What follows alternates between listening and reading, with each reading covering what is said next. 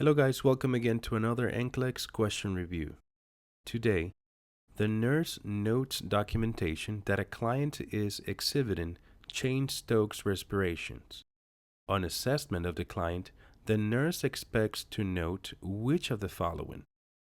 Option A, rhythmic respirations with periods of apnea. Option B, regular, rapid, and deep, sustained respirations. Option C, totally irregular respiration in rhythm and depth. Option D, irregular respirations with pauses at the end of inspiration and expiration. Remember that normal breathing is a process of moving air in and out of the lungs 12 to 20 times per minute.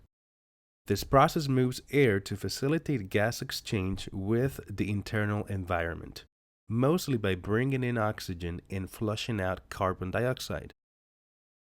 Cheyne-Stokes breathing is a type of abnormal breathing. It's characterized by a gradual increase in breathing and then a decrease. This pattern is followed by a period of apnea, where breathing temporarily stops. This cycle then repeats itself. The condition was named after John Cheyne and William Stokes, the physicians who first described the condition in the 19th century. The pathophysiology of Cheyne-Stokes breathing can be summarized as apnea, leading to increased CO2 levels, which causes excessive compensatory hyperventilation. This hyperventilation, in turn, causes a decrease in CO2 levels, which causes apnea, restarting the cycle. We could represent this cycle graphically.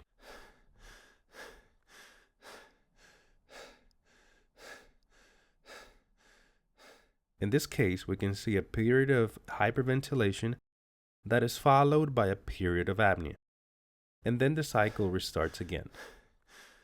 The pattern repeats, with each cycle usually taking from 30 seconds to 2 minutes.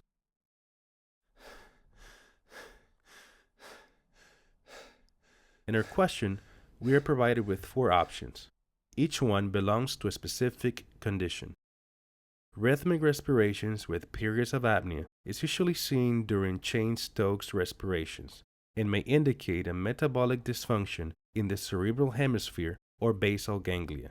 Regular, rapid, and deep sustained respirations are usually seen during neurogenic hyperventilation, and they may indicate a dysfunction in the low midbrain and middle pons.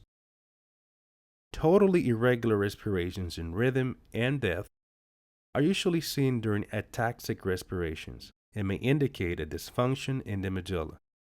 Irregular respirations with pauses at the end of inspiration and expirations are usually seen during apneustic respirations and may indicate a dysfunction in the middle or caudal pons. As a strategy to answer this question, focus on the subject, the characteristics of Cheyne-Stokes respirations. Recalling that periods of apnea occur with this type of respirations will help direct you to the correct answer.